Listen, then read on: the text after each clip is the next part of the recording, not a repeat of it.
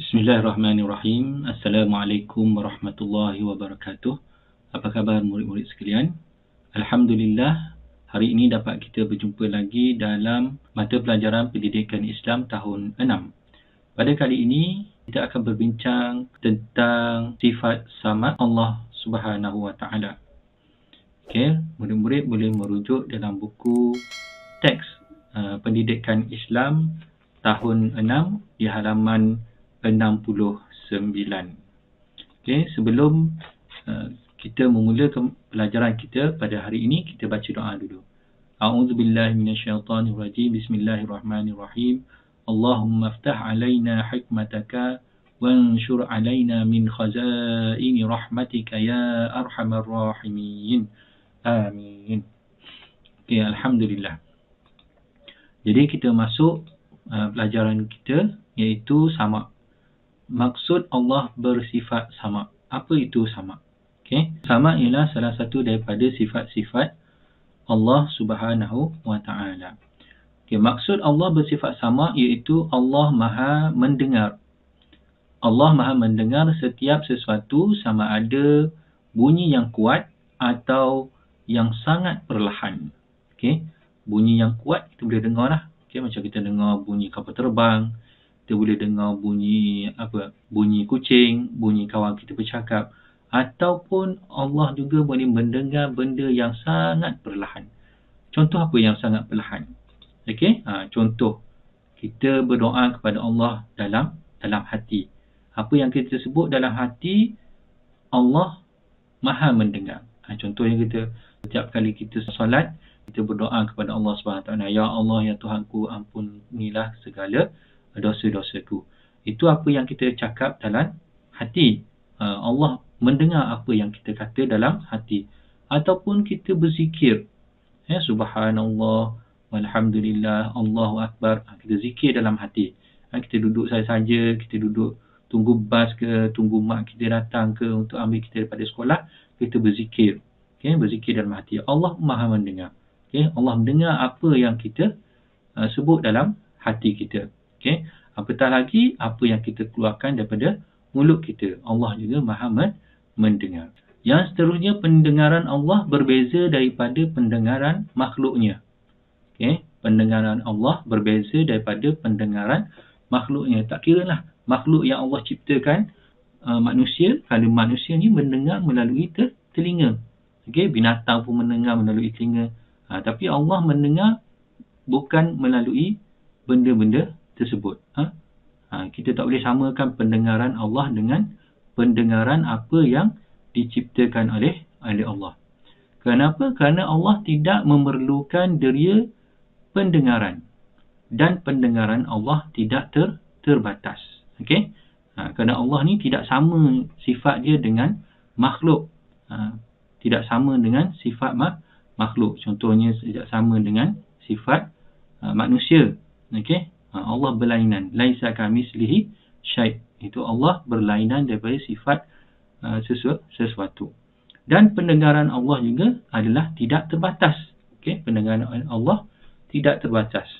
Kalau manusia, pendengaran manusia ni terbatas. Kalau kita berbisik jauh sikit daripada telinga, kita dah tak boleh dengar dah. Okey? Kalau kita sebut dalam hati, kita kata korang tu dalam hati, orang tersebut dia tak boleh dengar. Yang mendengarnya hanyalah Allah Subhanahu Wa Taala. Okey, jadi pendengaran Allah ni berbeza daripada pendengaran makhluknya. Kerana Allah tidak memerlukan deria pendengaran. Okey, deria pendengaran ni, kalau manusia, deria pendengarannya adalah telinga. Kita wajib beriman dengan sifat sama Allah. Allah mendengar akan setiap sesuatu. Semua yang kita sebut, semua yang kita ucap, sama ada dengan mulut ataupun dalam hati, semuanya Allah boleh dengar. Oleh kerana itu, kita hendaklah sentiasa berhati-hati pada setiap pertuturan kita dan bisikan hati kita. Apa yang kita nak ucap, apa yang kita nak sebut, apa yang kita nak cakap, kita kena berhati-hati. Setiap apa yang kita ucap, sama ada dengan mulut kita ataupun dengan dalam hati kita, maka semua itu akan dinilai oleh Allah Subhanahu Wa Taala. Kalau kita ucap benda yang buruk, maka dapat dosa lah. Kalau kita ucap benda yang baik, maka kita akan dapat pahala. Benda yang buruk, contohnya kita mengumpat orang tu, kita mengata orang tu dalam hati kita, ataupun kita mengumpat, kita berbisik dengan kawan kita, kita kata contohnya jangan berkawan dengan orang itu. Orang yang diumpat tu tak dengar, tapi Allah Maha mendengar. Jadi setiap apa yang kita tutur, setiap apa yang kita cakap, hendaklah kita sentiasa berhati-hati supaya percakapan kita yang kita buat ataupun bisikan hati yang kita buat tu mendatangkan pahala. Okey, seterusnya dalil nakli. Dalil nakli Allah bersifat sama. Apa yang dimaksudkan dengan dalil nakli? Dalil nakli ini ialah dalil daripada Al-Quran ataupun hadis. Kat sini dibawakan dalil nakli daripada Al-Quran. Jadi dalam Al-Quran ni ada diterangkan, dinyatakan bahawa Allah ini bersifat sama. Okey. Contohnya dalam surah Al-Baqarah ayat 224. Firman Allah Ta'ala, Bismillahirrahmanirrahim, Wallahu sami'un alim. Maksudnya, dan ingatlah, Allah sentiasa mendengar lagi sentiasa mengetahui. Sami'un, okay? Sentiasa mendengar. Alimun, sentiasa mengetahui. Okay? Apa yang makhluk sebut, apa yang kita sebut, apa yang kita ucapkan, semuanya Allah Maha mengetahui dan Allah Maha mendengar. Okay? Okay, daripada segi dalil akli pula. Okay? Apa dia dalil akli? Allah bersifat sama. Apa maksud akli ni?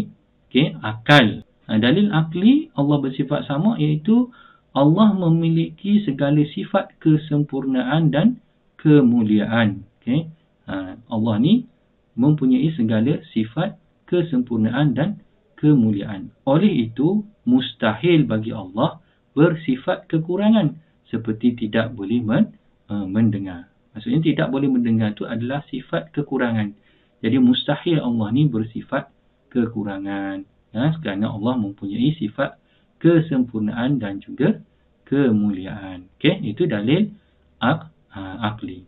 Jadi kita dah lihat, kita dah tengok, kita dah bincang maksud Allah bersifat sama, apa hukumnya.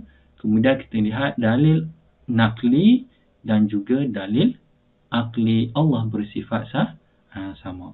Okay, insyaAllah saya rasa sampai di sini dulu perjumpaan kita pada kali ini berkenaan dengan Allah bersifat sama.